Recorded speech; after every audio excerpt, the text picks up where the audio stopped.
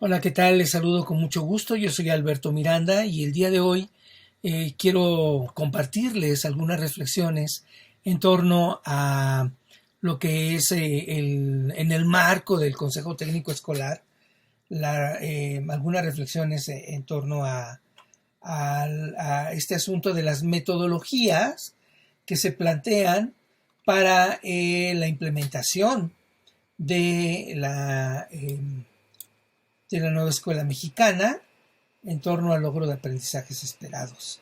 Entonces, pues lo primero que tengo que decirles es que la nueva escuela mexicana tiene como elementos fundamentales de su trabajo, número uno, la interculturalidad, el respeto de todas las personas, sin importar, cuando hablamos de cuestiones culturales, no nada más tiene que ver de etnias, sino de cuestiones socioeconómicas, sexuales, etcétera, etcétera.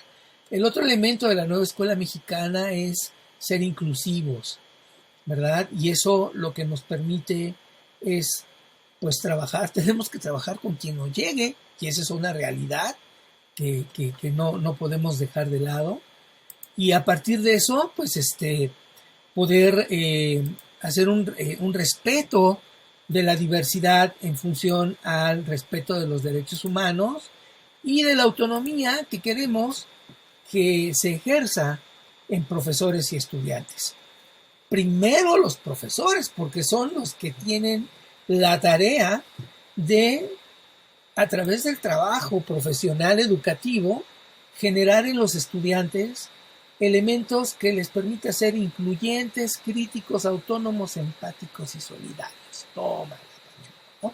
O sea, ¿cómo el profesor, con las herramientas y los elementos que tiene en este momento, que son muchos y bastantes, va a poder lograr esto?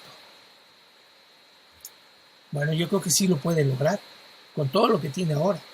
Solo que la nueva escuela mexicana está brindando la oportunidad a través de su propuesta curricular 2022, la posibilidad de que puedan hacerlo de otra manera, ¿no?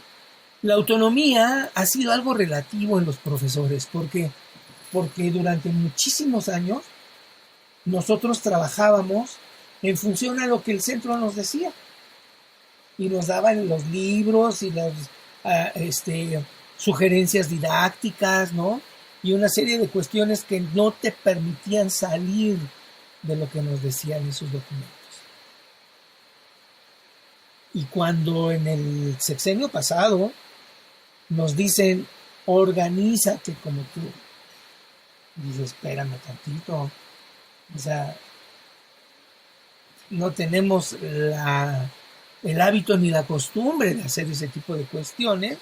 Y ahorita con esta administración se vuelve a plantear en esta revalorización del trabajo magisterial, a poner al profesor como un profesional de la educación y como tal, entonces debe tener los elementos y las herramientas que le permita generar realmente estrategias de organización de acuerdo a diferentes cuestiones que vamos a ver más adelante. ¿Okay? Una vez dicho eso, entonces paso a decir que la nueva escuela mexicana, la Secretaría de Educación Pública, basándose en esta metodología sociocrítica, ¿verdad?, en la cual se basan en ideas de Vygotsky, de Piaget, de Althusser, de Husserl y de Freire, plantean la integración del pensamiento lógico-matemático en la construcción de saberes útiles para el aquí, el ahora y el futuro. Aquí había puesto un videíto a ver si lo podemos ver.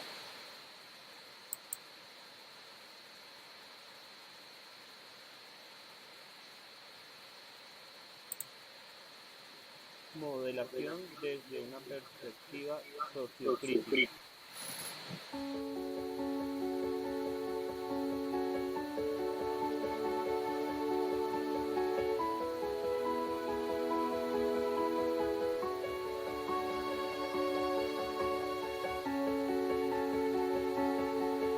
Esto lo tiene que saber así como está. Porque es así. ¡Silencio! ¡Cállese! ¡Que usted nunca sabe nada!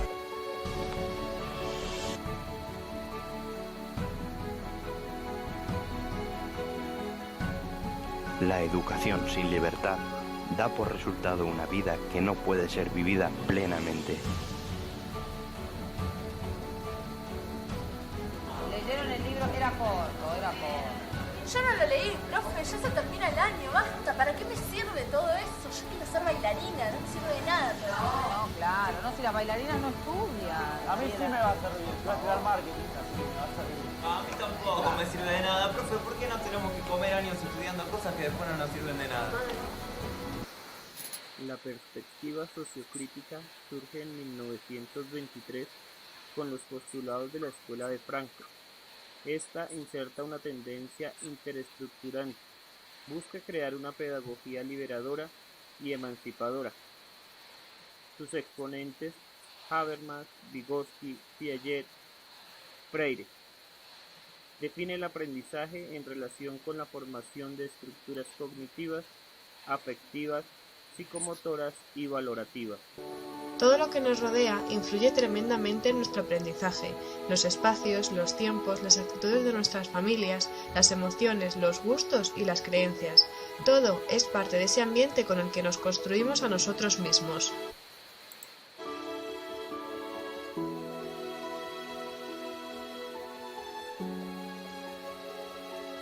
Quizás el mayor desafío al que nos enfrentamos es nuestra tendencia a dirigir la actividad del niño. La única forma que conocemos de educar es decirle al otro qué hacer y cómo hacerlo, y tenemos pocas experiencias donde decidimos por nuestra propia cuenta. No puedes seguir jugando como un nene. Está bien. Perfecto. ¿Y cuándo ustedes me enseñaron a elegir? Los diferentes niveles educativos deben apoyar el desarrollo del pensamiento crítico. No podemos pretender que un joven pueda tomar decisiones conscientes sobre su vida, su entorno o su país si siempre decidimos por él cómo debe ir vestido al colegio, qué debe aprender o qué hacer en su vida.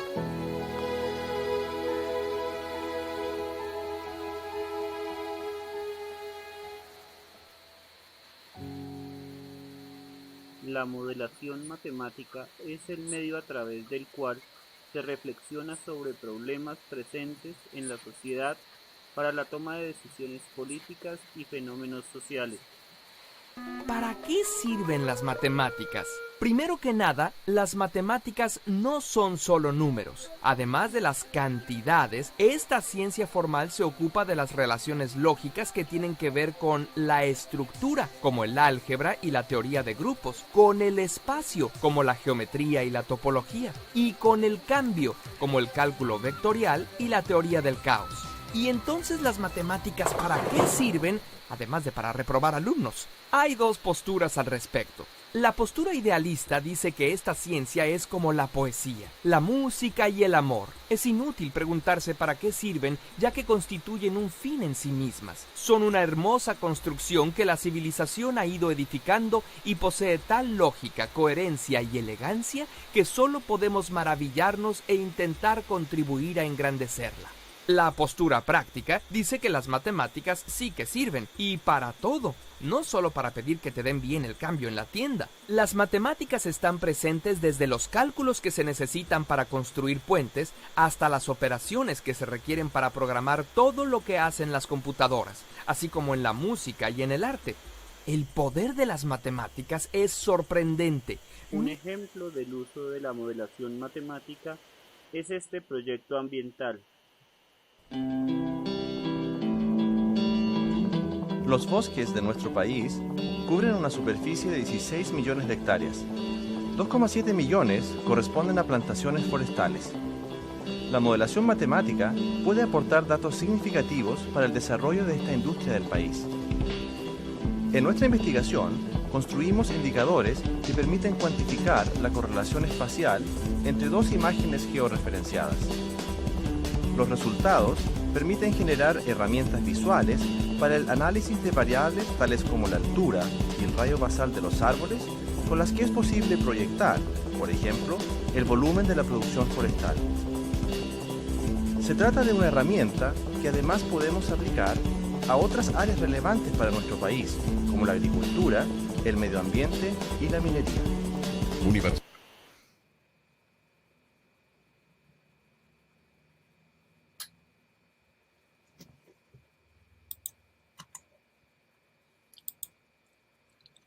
Bueno, ahí está. Entonces, vemos que las propuestas para poder incrementar la productividad en el país, pues está en la liga, en la unión de la intervención activa de los estudiantes en la construcción de su aprendizaje. ¿Sí? Y para ello, entonces, la Secretaría de Educación Pública ha planteado 4 opciones, 4 metodologías didácticas para el trabajo con los chicos. El primero es la parte del aprendizaje basado en proyectos comunitarios, el aprendizaje basado en la indagación, el aprendizaje basado en problemas y el aprendizaje servicio. El primero que es el aprendizaje basado en proyectos comunitarios, bueno, lo que busca es la reconstrucción de significados, ¿verdad? Que nos llevan a trabajar en escenarios para convertirlos en escenarios pedagógicos y lograr acciones transformadoras en los estudiantes y en la comunidad en donde se desarrollan. Además, como logros, plantea explorar el entorno inmediato, identificando situaciones y problemas y construir alternativas de solución dentro de sus niveles de desarrollo cognitivo. ¿Ok? Eso es importante del profesor a la hora de trabajar esta propuesta. Acuérdense, ya hay muchas taxonomías, pero la de Bloom sigue siendo la de Bloom y es la que se sigue trabajando en muchos lugares. Entonces, de acuerdo al nivel cognitivo, y Piaget, aunque ya ha sido también criticado y rebasado y no sé qué, no pierde vigencia, ¿verdad? En cuanto a la construcción de conocimientos abstractos, de la recomposición y todo este rollo que nos enseñaron en algunos desde la normal, ¿verdad? Y en los otros a través de la experiencia propia. Cuando les damos la oportunidad a los chicos desde sus niveles de desarrollo cognitivo, primero hacer la identificación de situaciones, de problemas, para después, a través de una metodología alternativa, buscar alternativas de solución, pues entonces les vamos a permitir que tengan una experimentación creativa, ¿verdad?, en estas soluciones a un nivel social, cultural y pedagógico, a partir de los problemas planteados o detectados. El tercer beneficio está en función de representar e interpretar a partir de materiales locales las situaciones de su realidad. O sea, por eso es importante el diagnóstico que hace el profesor, la profesora, de con qué cuenta, porque yo recuerdo en el plan de estudio 72, ¿no?, específicamente en lo que antes eran las ciencias naturales, que decía ecosistemas, ¿no? Llevará al alumno a una playa, y estamos en Huitzilac, ¿no?, y con trabajo si salen a Cuernavaca o a Ciudad de México, imagínate cómo demonios, ahí tengo el bosque mixto, ¿no?, y nos íbamos a la montañita arriba de la técnica 16 a hacer colectas y herbarios y todo eso, pero pues lo que hacía era que les ponía diapositivas de aquello de entonces, ¿verdad? Y después ya transparencias y cosas así. Ahora ya tenemos el beneficio del internet y de los videos para poder generar estas situaciones que lo acerquen, pero lo que se recomienda es que sea en su entorno. Por eso decimos situaciones de su realidad. Otro beneficio es el promover diversas soluciones a partir de necesidades, intereses, emociones y sensaciones. Porque ya no nos vamos nada más a la cuestión intelectual, mental. ya le damos el brinco al cucharón y a partir de las emociones, ¿verdad? De hecho, si nosotros revisamos el mapa curricular, por ahí hay algo que se llama educación socioemocional, la tutoría también lo plantea, ¿no? Ya es, ¿qué me mueve emocionalmente hablando? El haber contribuido a la solución. Bueno, pues primero es la autoestima y el autoconcepto, ¿no es cierto? Es poder generar esas sensaciones de que puedo ser parte de la solución de problemas en mi comunidad.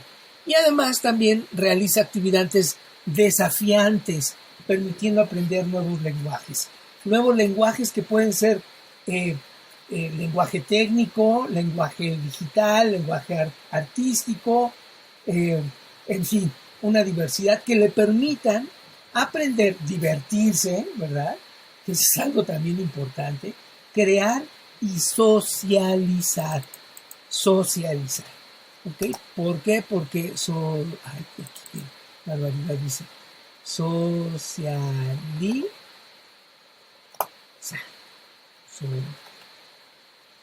Perdón, esta fe de ratas. Bueno, muy bien, entonces, hasta ahí vamos bien. Bueno, pues entonces ahora lo que sigue es también otro beneficio, es que a partir de este trabajo crea redes con los actores comunitarios y durante el desarrollo del proyecto, en el inicio, en el desarrollo y en el cierre. De ahí, entonces, que lo voy a tratar más adelante, cuando hablamos de estos tres elementos fundamentales, ¿no?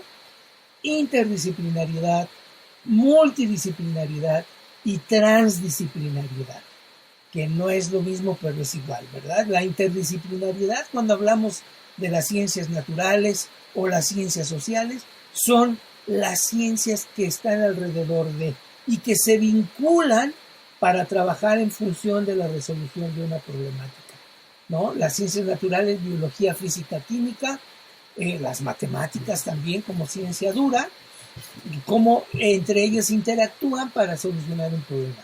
En las ciencias sociales, historia, formación cívica, ética, geografía, etcétera, etcétera, ¿no? Y esa es la interdisciplinaridad. La multidisciplinariedad es cuando esos dos campos del saber interactúan para contribuir a la solución del problema.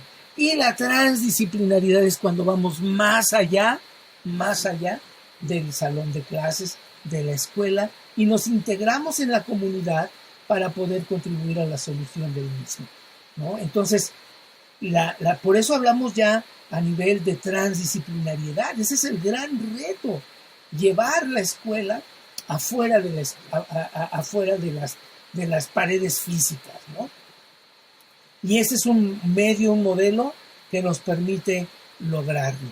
Y por último, promover la diversidad de técnicas didácticas que permitan dinamizar y apropiar los contenidos, no verlo como algo aislado, solamente que tengo que pasar y generar el diálogo desde el campo formativo en cuestión, que lo vamos a ver más acá, ¿no? Entonces, estos son los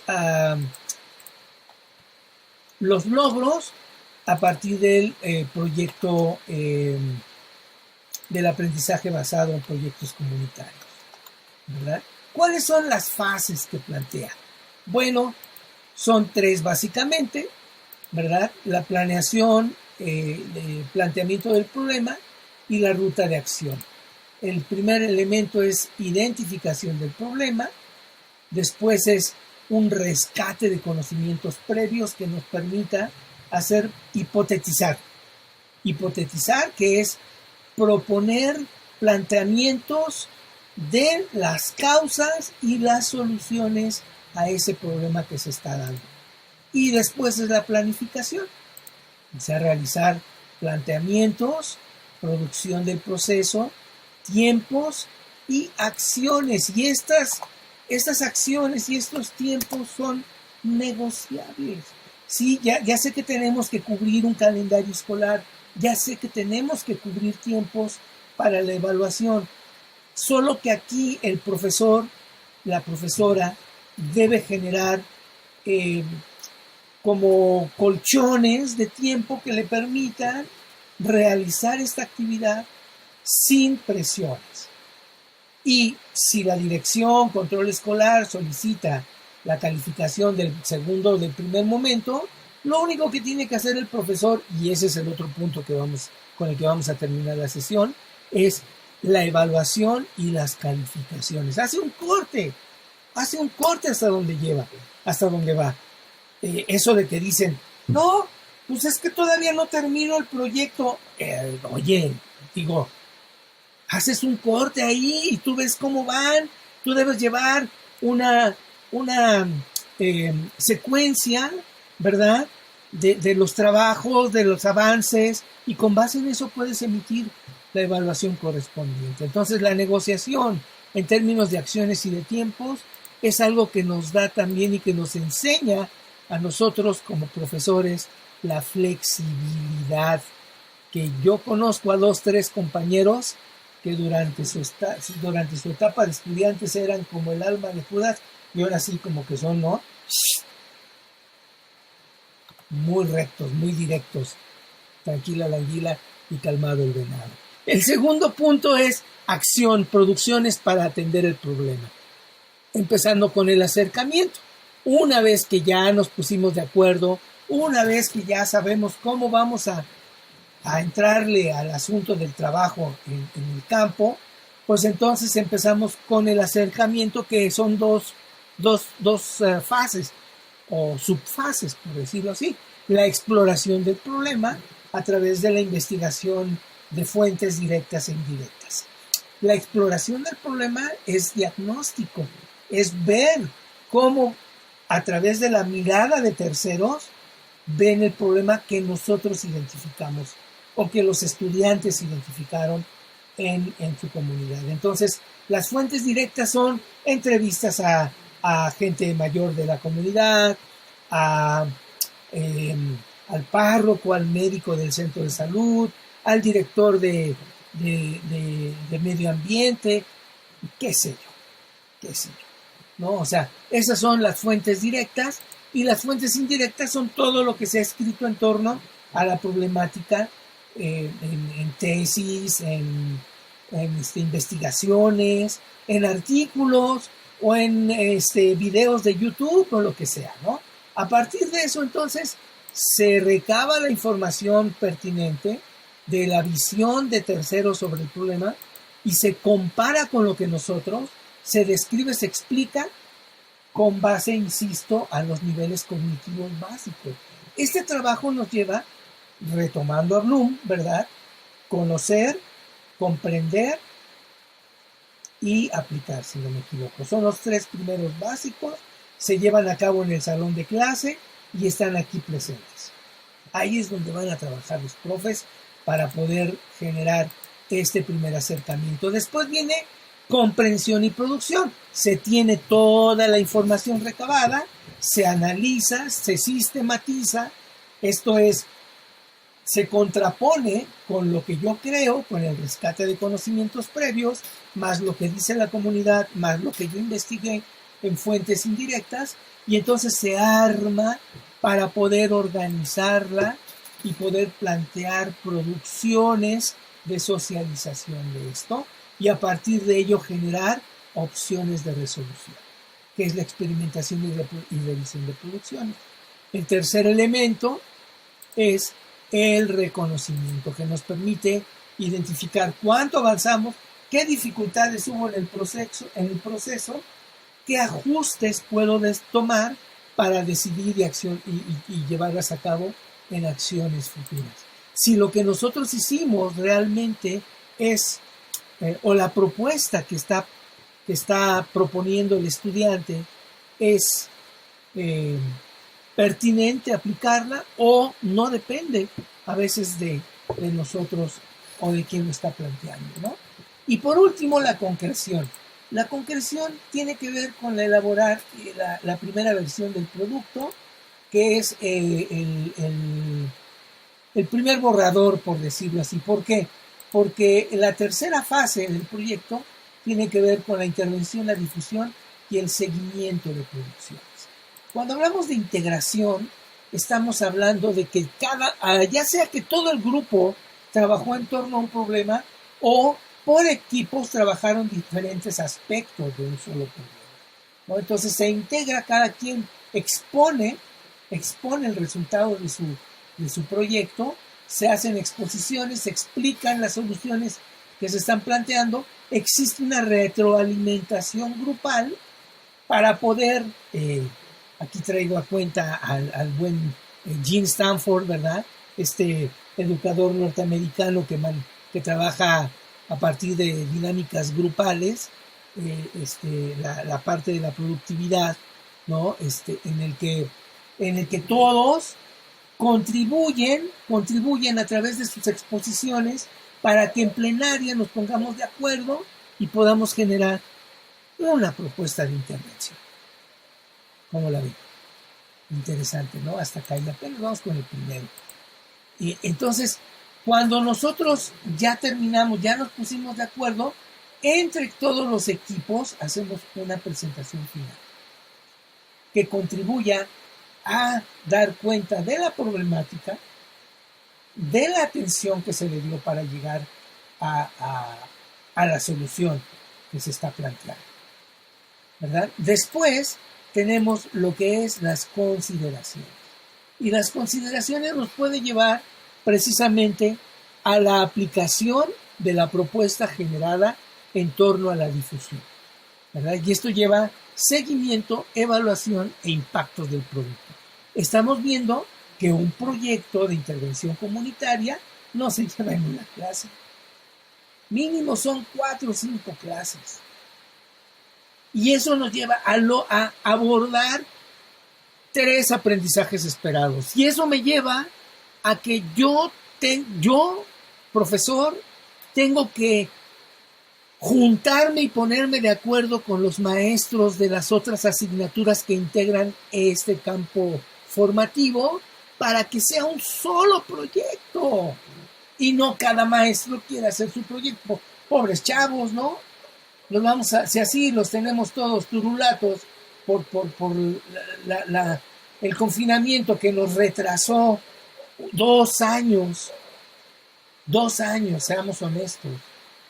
Entonces ahora resulta que van a querer el maestro de matemáticas hacer su proyecto, el maestro de español querer hacer su proyecto, el de arte. No, compañeras, compañeros, tengamos la visión de empezar a acercar, a tender puentes de comunicación para que revisemos esto entre todos, acuérdense que los aprendizajes esperados tienen una coherencia y vinculación entre las diferentes asignaturas. No son los mismos, claro que no, y sí tienen un vínculo y una relación entre cada uno de ellos en un grado determinado. Entonces busquemos los puntos que nos permitan generar proyectos que muevan a los estudiantes y que desde mi materia entonces haga lo que tenga que hacer para ver qué parte del proyecto voy a intervenir. Por eso cuando hablamos de los impactos del producto de aula, escuela o comunidad, ¿verdad? Organizamos esas famosas demostraciones de lo aprendido en el que vemos cómo, y aquí, bueno, en la técnica 30, a través de liderazgo, ¿no? Y del acompañamiento de la maestra Mirta Carpintero, por ejemplo, aquí en Tlahuapan, Morelos, ¿verdad? Se hizo esto. Que hubo mucha resistencia por los compañeros y compañeras, por supuesto que la hubo. Por supuesto que la hubo. Y se hizo. Y se hizo con buenos resultados. Pero ya me estoy adelantando. Bueno, entonces, una vez que ya tenemos, entonces ya vamos a la toma de decisiones, al análisis de realimentación y a las mejoras del proceso. Y esto, mis queridos maestros y maestros, tiene que ver con el aprendizaje basado en proyectos comunitarios. Después tenemos el aprendizaje basado en indagación, que es el que se propone para el trabajo en las ciencias naturales y en las matemáticas. El enfoque STEAM o STEM o STEAM, como les dé la gana pronunciar, al fin y al cabo es español y estamos en México, ¿verdad? es lo que veíamos hace un rato, que se basa en las matemáticas, con un enfoque interdisciplinario, transdisciplinario.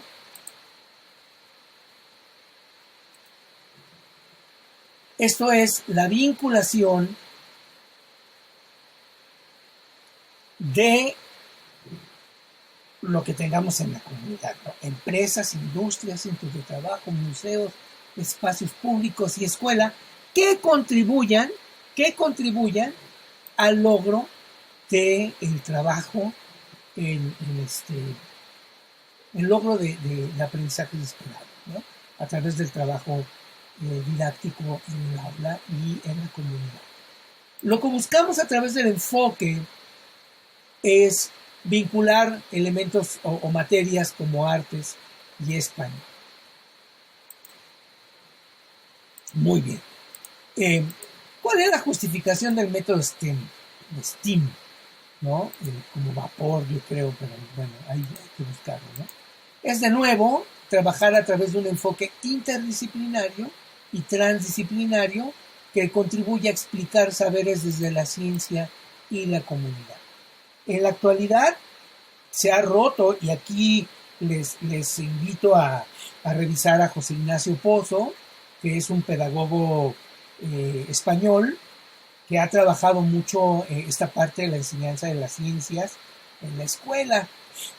Y lo que habla es él en función precisamente de la vinculación de la comunidad, de romper con ese estereotipo de que el científico es una persona de otro mundo, ¿no? Que es como, que no es más bien como ese loco que anda con lentes de fondo de botella y todo despeinado y con un montón de plumas. No. O sea, es una persona como cualquiera de nosotros, solo que el proceso de pensar, de organizar y de descubrir es diferente al de otras áreas del saber. ¿Ok? Busca desde las ciencias, precisamente, hacer referencia del trabajo científico en el mundo natural a través de las evidencias, dando soluciones. Implica del mundo científico natural, ¿verdad? Primero, buscar el diagnóstico de la problemática a trabajar, ¿verdad? Buscar la crítica de experimentos de forma alternativa. Por ejemplo, hay grandes hitos en la historia que se han dado, perdón que utilice este concepto, pero de chiripa, ¿no? Por ejemplo, este experimento de Urey y se me olvidó el nombre del otro científico, que validaron la teoría físico-química del origen de la vida, ¿no? Que muchos años antes, a través de un artículo que escribió Oparin, este científico ruso, que hablaba de que a través de relámpagos y los rayos y los gases y lo que llamó la atmósfera primigenia, se formaron los primeros protoseres, ¿no? Vivos, que eran los coacervados, y de ahí ya se viene todo el proceso de evolución hasta chuladas de maíz prieto, ¿no?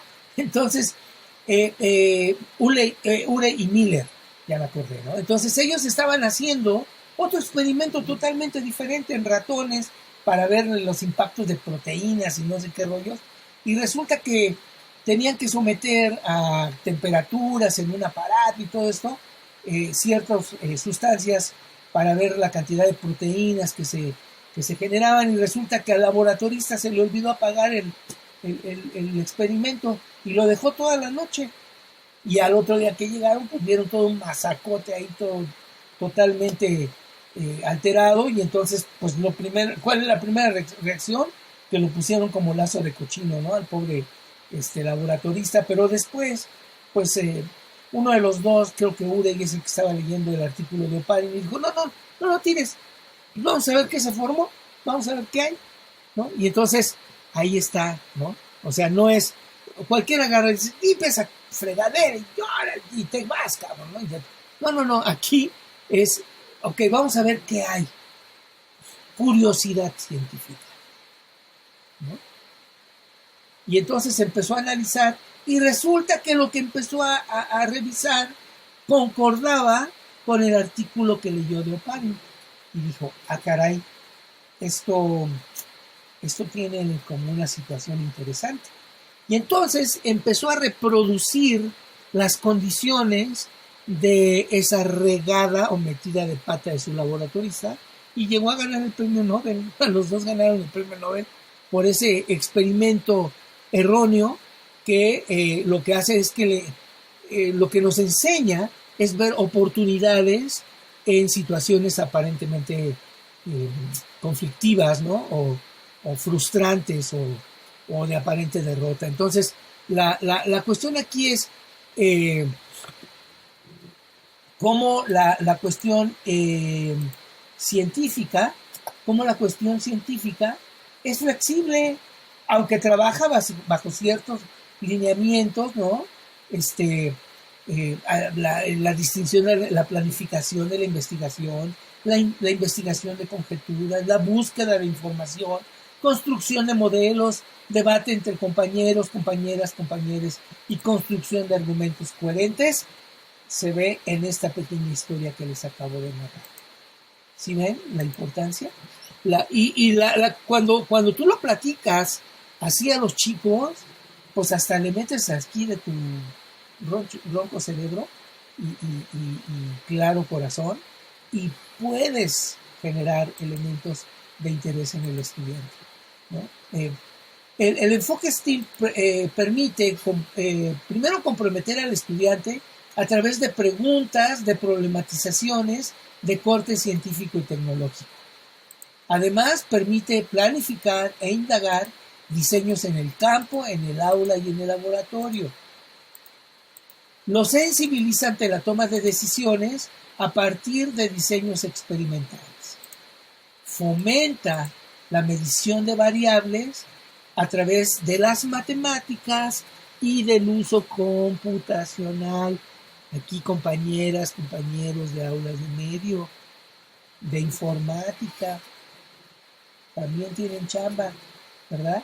Formular explicaciones con base a evidencias coherentes, explicativas y predictivas. Acuérdense, en ciencia, para que un conocimiento sea cierto y verdadero, necesita ser medible, replicable, ¿verdad? Y necesita ser como evidenciado a través de estos dos elementos fundamentales. Otra cuestión que permite el enfoque STEAM es argumentar y evaluar sus explicaciones a la luz de las explicaciones alternativas. Esto es lo que yo siempre he manejado, es tener conocimiento razonado con base a lo experimentado. Que no nos gane la lógica cotidiana ante la lógica científica, ¿verdad? Y tener los elementos que permitan comunicar y justificar las explicaciones obtenidas. Ahora, para México, la SEP pone todo esto, no estoy inventando el hilo negro, lo saqué de los materiales complementarios de la guía, y bueno, aquí nos plantean esto, ¿no? Desde la ciencia, lo que permite el STEM para México es desarrollar interés, comprensión del mundo vivo, material y físico. Que esto ya lo venimos viendo desde años anteriores, ¿no? Desde programas anteriores. Y decían antes es que el estudiante sea capaz de comprender los fenómenos naturales y los fenómenos ambientales que ocurren en su interior y a su alrededor. Aquí está con palabras más, palabras menos. Ahí está. Desarrollar habilidades de colaboración, de investigación experimental y crítica, de exploración y de descubrimiento. En cuanto a la ingeniería, aplicar conocimiento científico, matemático, asociado a la actividad humana. Y en la tecnología, pues aplicar el conocimiento científico para solucionar necesidades humanas. Bueno, no lo quise poner así como humanas, porque también otra visión alternativa de la ciencia que si estamos hablando de humanismo, es que es sensible también hacia todas y todos los usuarios de los bienes naturales que tenemos alrededor. Entonces, como cúspide de la evolución en el planeta, nos toca ser pues guardianes, ¿no? A través del neocórtex, que nos permite razonar, que nos permite sopesar los diferentes conocimientos, pues poder generar alternativas de solución ante la problemática ambiental, tecnológica, científica. Y también la otra es sopesar a través de la bioética, ¿no? O de la ética científica, la utilidad de lo que se genera en términos de ciencia y tecnología. No todo lo que produce la ciencia y la tecnología es para beneficio de la humanidad. Puede ser para beneficio para unos cuantos humanos, pero como decía la viejita del comercial, esa es otra historia. La metodología, la fase de la metodología STEM es, primero, introducción al tema, ¿verdad? Un rescate de conocimientos previos que nos permite identificar el problema y trabajarlo a través de preguntas, de lluvias de ideas, de un diagnóstico participativo. El diagnóstico participativo es una propuesta metodológica de la educación popular que vincula a todos los individuos de la comunidad para conocer la percepción en torno a un problema. Eso es nada más. El día que quieran, platicamos y les doy un tallercito. Vara, dijo el del tianguis, ¿no? Entonces, el asunto aquí es que nosotros hacemos el rescate de conocimientos previos, identificamos el problema a tratar, después viene el diseño de la investigación, que no es otra cosa más que organizar a través de estas preguntas qué se va a hacer, quién lo va a hacer, cómo se va a hacer, cuándo se va a hacer, dónde se va a hacer, para qué se va a hacer y con qué se va a hacer, ¿no? Ahí contempla todos los elementos que no deja nada al azar, ¿verdad? ¿Por qué? Porque desde lo económico, desde lo humano, desde lo virtual digital, la voluntad política de los directivos, caray, porque hay mucha gente que ya, ¿verdad? Vive todavía en sus épocas de cuando estaba en la normal o hizo el doctorado, la maestría, ¿no? Y pues la ciencia y la educación no es la excepción, va evolucionando y va cambiando, compañeras y compañeros directivos. Y la voluntad política dentro de una escuela, acuérdense, la gestión educativa, ¿no? En sus 5 dimensiones, o 4, ahorita vamos a ver. En lo filosófico, misión, visión, valores, ¿lo saben? Si no, léanlo y estudienlo. También los profesores, También los profesores, en lo filosófico. Después viene la parte administrativa, la organizativa, la pedagógico-curricular y la comunitaria, ¿verdad? Entonces, todos estos elementos, a partir de la organización del profesor, fíjense ustedes, cómo la parte macro de organización de la escuela incide en la micro, que es en el aula. Si no hay voluntad política de los directores, pues ya jubílense, compañeros, pues qué caramba, para muestra un botón. Entonces, el asunto aquí es cómo nosotros vamos a permitir que el profesor o la profesora haga o dé lo mejor para que pueda realizar, en este caso, el STEAM con sus estudiantes, ¿verdad? Fomentar la descripción, la comparación, la identificación de cambios y la estabilidad, los patrones y regularidades, y explicar otros aspectos, ¿verdad?, sobre la problemática que se está identificando, que se está teniendo. Después, organizar y estructurar respuestas. A partir de estas investigaciones, otra vez recabamos datos, sistematizamos, analizamos, comparamos, aclaramos conceptos y explicaciones. ¿Por qué esto se da? No entendí esto que me dijo el médico del centro de salud. No entendí esto que yo leí en ese documento. Aclaramos y entonces después nos vamos a la presentación de resultados en una plenaria al interior del grupo. De nuevo, se puede por asignaturas hacer por equipos algunos aspectos específicos del trabajo, y entonces en plenaria se organizan las propuestas de intervención. Y hay dos cuestiones importantes aquí: jerarquizar las soluciones, ¿verdad? El top 10, y después priorizarlas. ¿Qué quiere decir priorizarlas? Ver cuál desde nuestra humilde, desde nuestros recursos, podemos intervenir, podemos realizarla. Habrá cosas que sean muy importantes que haya que hacer, que no podamos hacerlo porque no tenemos el dinero, porque no nos corresponde, porque le corresponde a terceros. Y sí habrá cosas mínimas, básicas, que podemos hacer y que van a contribuir a la solución mayor del problema. Ahí es donde entramos en esta cuestión de la jerarquización y la priorización. ¿Para qué? Para que después entremos en esta parte de la metacognición. Y la metacognición es otra cosa más que la reflexión de la experiencia del aprendizaje para mejorar las siguientes experiencias. Entonces, una vez que ya vimos cuál es la que podemos hacer, la ponemos en práctica, y cuando terminamos el proceso, revisamos qué aprendimos y cómo nos fue. ¿Qué nos costó trabajo? ¿Qué fue más fácil? Pero sobre todo, ¿qué aprendimos en virtud de la biología, de la física, de la química, de las matemáticas, del español, de las artes, de quienes se entrenan? ¿Ok? Para posteriormente elaborar, si es posible, modelos y o prototipos producto de la investigación. ¡Wow! ¿No? Es súper buenísimo esto. A mí me emociona porque, bueno, mi corazoncito late con las ciencias naturales, ¿no? Después vamos con el aprendizaje basado en problemas.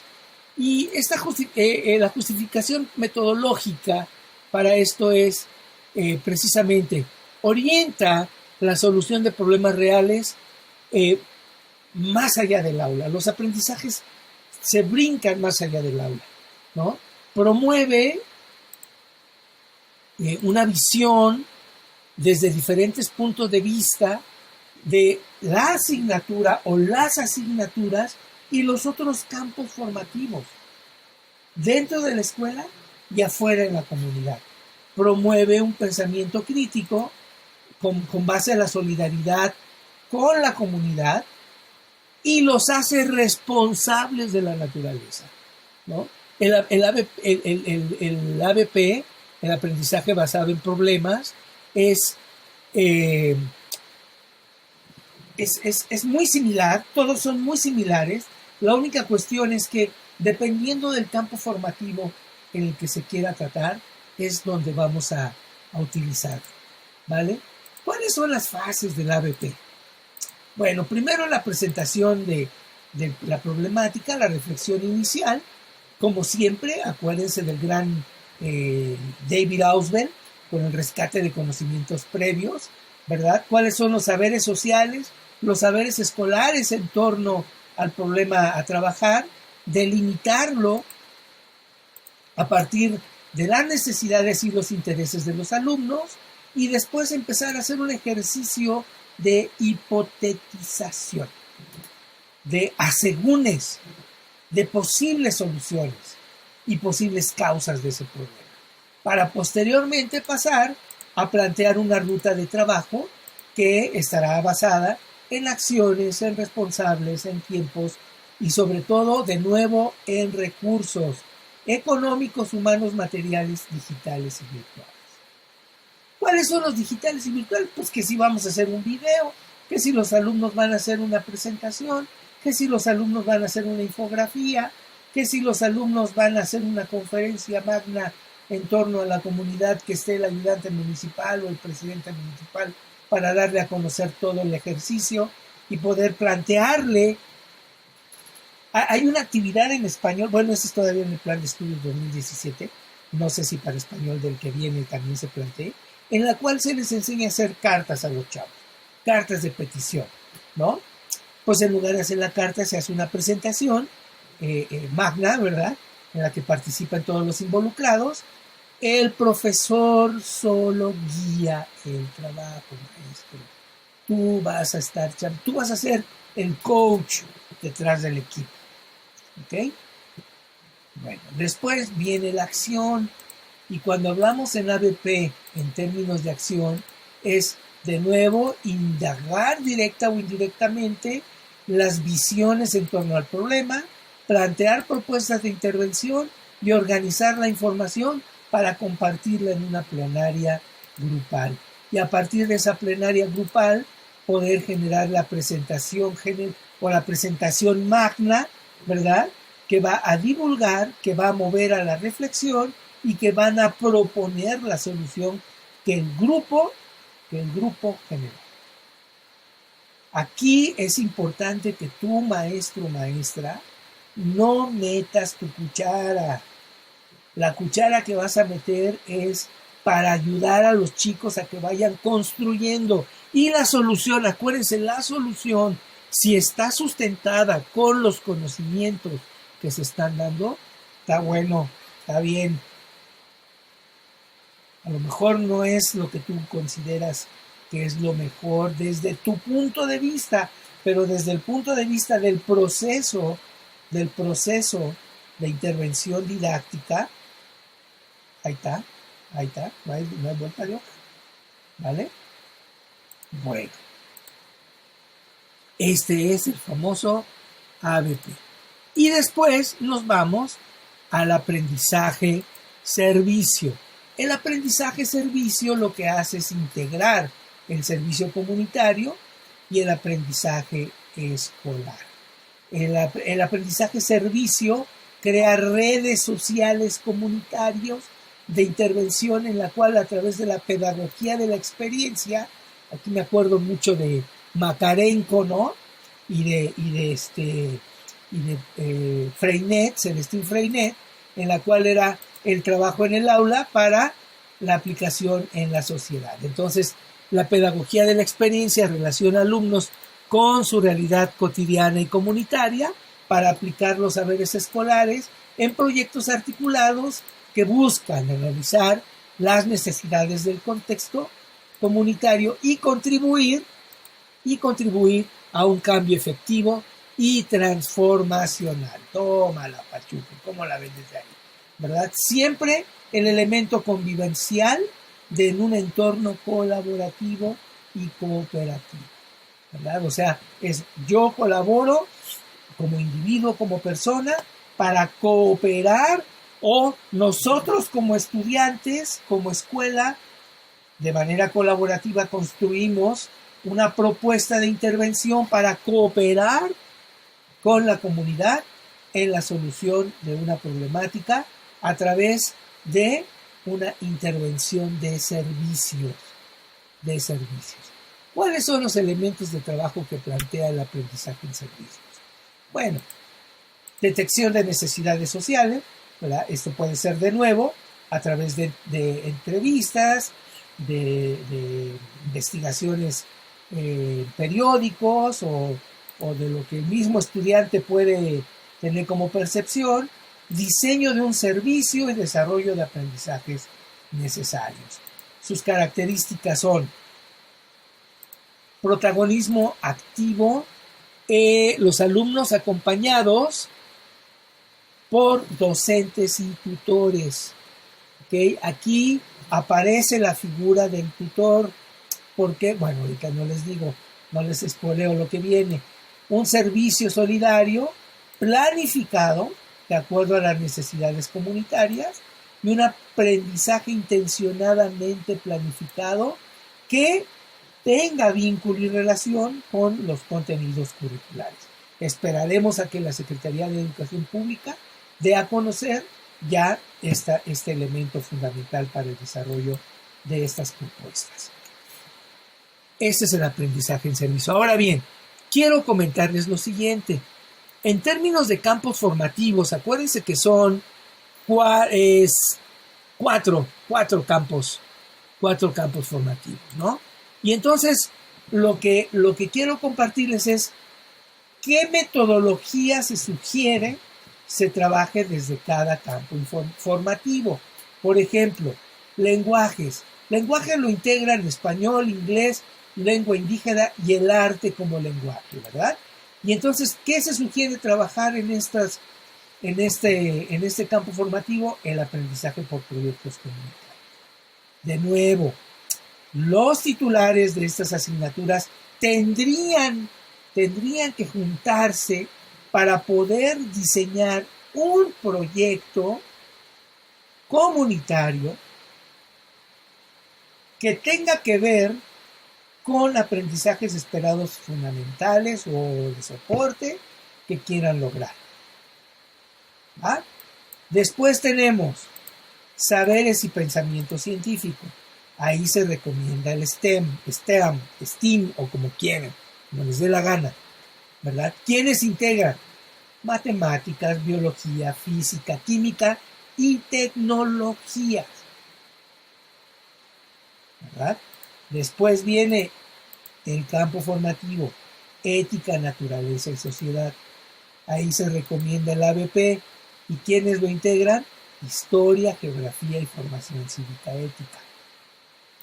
Ahí es donde realmente el trabajo de academias va a tomar una forma, no nada más para, bueno, ya no quiero decir nada, para echar grilla y para, sino que poder generar realmente estrategias de intervención a través de esto. Y de lo humano a lo comunitario, lo que es el aprendizaje servicio, que lo integran la educación física, la biología, la educación socioemocional y la tutoría. Esto es con respecto a las metodologías didácticas que se están planteando para la intervención de trabajo con los estudiantes en la nueva escuela mexicana desde la propuesta curricular 2022. Ahora, hay un tema complementario, la evaluación formativa y la calificación. Cuando hablamos de evaluación formativa, nos estamos refiriendo precisamente a ese proceso en la cual, a través de la organización para la construcción de saberes, los alumnos y los profesores aprendemos algo. Los alumnos, por supuesto, ¿verdad? El logro de aprendizajes, pero los profesores son avances, mejoras, retos, qué nos funcionó, qué no nos funcionó. Se ha hablado mucho sobre evaluación, hay incluso materiales buenísimos que no los voy a considerar ahorita, simplemente es hacer esta reflexión en torno a la diferencia que hay entre la evaluación formativa y la calificación, ¿no? Recordemos las fases de la evaluación. Hay muchos tipos de evaluación: heteroevaluación, coevaluación, autoevaluación, evaluación diagnóstica continua y final, ¿no? O sea, yo lo pongo así desde la perspectiva del proyecto de enseñanza, ¿no? La evaluación diagnóstica nos permite conocer la situación social de las familias que están en la escuela. No todas son de la comunidad donde estén cerca de la escuela, tengamos claro eso, ¿verdad? Son familias, el entorno en el cual está la escuela. Cuando hablamos de la situación del aula, son los estilos de aprendizaje de los estudiantes o las inteligencias múltiples, sus intereses y necesidades. Y lo institucional, pues qué materiales cuentan con internet, con aula de medios, proyectores, computadoras, no sé, tablets. Y el elemento político, ya lo mencioné hace rato, que tanta disposición hay por parte de los directores para que los profesores lleven a cabo esto. A mí me tocó en alguna ocasión, ¿no? Y siendo maestro, me acuerdo en aquellas épocas, en los 90s, cuando estaba de moda la didáctica crítica, ¿no? En la cual es muy parecido este asunto, muy parecido. No estamos descubriendo el hilo negro. Y entonces me puse a hacer trabajo de didáctica crítica y todo, y resulta que llega y me regañan. Que por qué no era así. Va para atrás, ¿no? Entonces, maestras, maestros, directores, directoras, subdirectores, coordinadores, coordinadoras, por favor, estudien, denle una leída a este asunto. Ustedes son los que van a contribuir y ayudar en la guía de este trabajo a los profesores. Y ustedes, profesores, pues también ponte las pilas, mano, ¿no? Ponte a estudiar, ponte a leer y ponte, insisto, desde ahora a poner en práctica algo, lo que sea, ¿no? Pero empieza a trabajar con esto con tus estudiantes, ¿verdad? Esto es con respecto a lo diagnóstico. A la continua, pues es lo que ya les decía, el proyecto de enseñanza. El proyecto de enseñanza que no se confunda con los métodos o las metodologías propuestas de intervención en el aula. El proyecto de enseñanza es una propuesta de organización curricular que integra las metodologías ya vistas, ¿verdad?, para el desarrollo y el logro de aprendizajes esperados.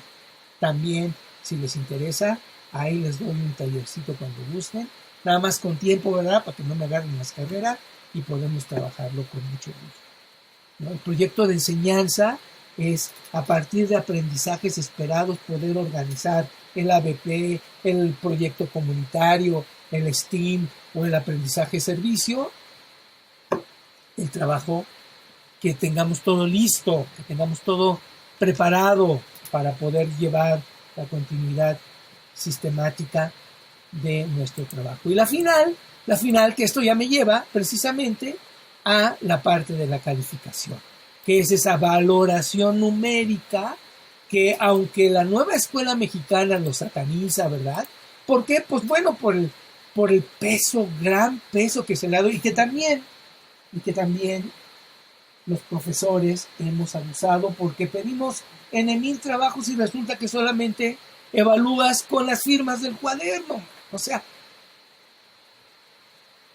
y con justa razón, los chicos, ¿verdad?, se dedican a hacer como antes, ¿verdad?, cuando coleccionábamos estampitas. ¿Cuántas firmas tienes? Ya te falta, ya, no, me falta esta, pásamelo. ¿Cuál aprendizaje esperamos? Y entonces, aquí la cuestión está en que pues se deja de lado todo el proceso de evaluación.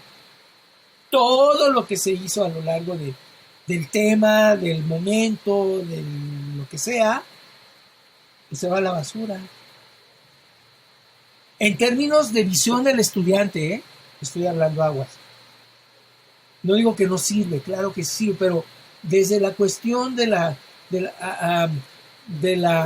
visión del estudiante y del padre, pues dice, ¿para qué hago tanto? Pues nomás me va a tomar en cuenta las firmitas. Entonces, la calificación, por supuesto que es el complemento objetivo y organizado de todo el proceso evaluativo. Y para ello tenemos que meterle una organización. No nada más es coleccionar firmas. No nada más es tener todos los trabajos del libro hecho. Es generar instrumentos y herramientas que te permiten evidenciar la calificación. Y estas herramientas de calificación tenemos 3, las más comunes: la lista de cotejo, la escala estimativa y la más compleja, que es la rúbrica. ¿Cómo la vas a usar? Pues ahí tú ves, dependiendo si es un aprendizaje basado en proyectos comunitarios, pues a lo mejor te vas a la rúbrica.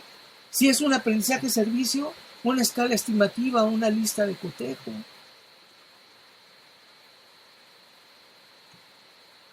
Cuando hablamos de lista de cotejo, nos estamos refiriendo simplemente a indicadores de logro, a indicadores que nos van a decir si lo hizo, no lo hizo. Es la más sencilla, ¿verdad?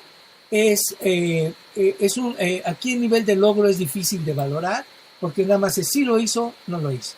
¿Qué desventajas tiene? Pues no matiza la calidad de los indicadores, la redacción de los indicadores es amplia, no es precisa, no es explícita y reduce la valoración del desempeño. Cuando hablamos de escala estimativa, pues ahí ya tenemos dos ejes, uno horizontal y uno vertical, en el que en el horizontal se plantean los indicadores de logro, de procedimientos, de actitudes, y en la vertical los rangos de calidad. Bien, regular, muy bien, excelente, ¿no? Según sea el caso. Y ahí, en la unión de ambos, se va marcando una crucecita o se va poniendo lo hizo o no lo hizo. Cada uno tendrá una ponderación numérica que a la suma de todos estos nos tendría que dar una evaluación. ¿Cuáles son las ventajas que nos da la escala estimativa? Bueno, pues su construcción también es sencilla, como la lista de cotejo, ofrece una información sobre el desempeño evaluado, permite consenso entre evaluadores y el profesor da su voto de calidad. Ahí también hay una cierta subjetividad, que es una de las desventajas que plantea esta herramienta de calificación. ¿Por qué? Porque a final de cuentas, pues ¿por qué bueno? Pues porque lo digo yo, ¿no? Y la tercera es la rúbrica, que es la más elaborada, ¿verdad? Evalúa competencias. Bueno, ya la nueva escuela mexicana no habla de competencias, ¿verdad? Pero aquí sí me quiero detener tantito, porque la visión también que sigue teniendo la SEP en términos de competencias es de competitividad, asociado, ¿verdad?, a neoliberalismo y todo este asunto. Sin embargo, si nosotros lo vemos desde esta perspectiva, acuérdense que una competencia es el conjunto de habilidades para la resolución de problemáticas. ¿Y qué estamos haciendo con estas metodologías? Pues eso, ¿no? Lograr el desempeño, el logro de habilidades para la solución de problemas. Así de sencillo. En la rúbrica, aquí hay una cuestión importante. Aporta el elemento descriptor que define con precisión el desempeño esperado para cada indicador. De nuevo, los indicadores son de contenido, de proceso y de producto. Son los tres importantes. Que esa es otra historia también que viene junto con el proyecto de enseñanza y que pues no es motivo de esta charla. Después presenta una matriz de doble entrada.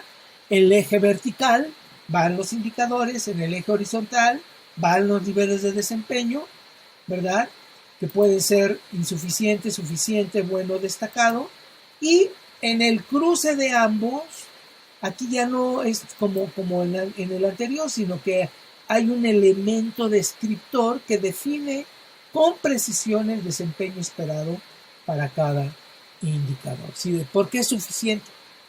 ¿Por qué es insuficiente? Porque es destacado. ¿Okay? Y ahí sí ya implica, ¿verdad?, algunas cuestiones. La ventaja es que es la más precisa, es la más objetiva, reduce subjetividad del evaluador, genera expectativas del desempeño evaluado y facilita la generación de informes cualitativos del desempeño evaluado. ¿Cuáles son las grandes desventajas que plantea la rúbrica? Pues sí, claro, requiere más tiempo para su elaboración, exige un excelente dominio del lenguaje y redacción. Ahí lo dejo de tarea. No todos los profesores y las profesoras poseen esta habilidad. Es desarrollable. Nosotros que estamos aquí tenemos que aprender a hacerlo. Tarde o temprano, aquí está un elemento de intervención didáctica que nos exige lenguaje y redacción. Y un análisis exhaustivo para definir los casos de aplicación. Estas son las herramientas principales de calificación.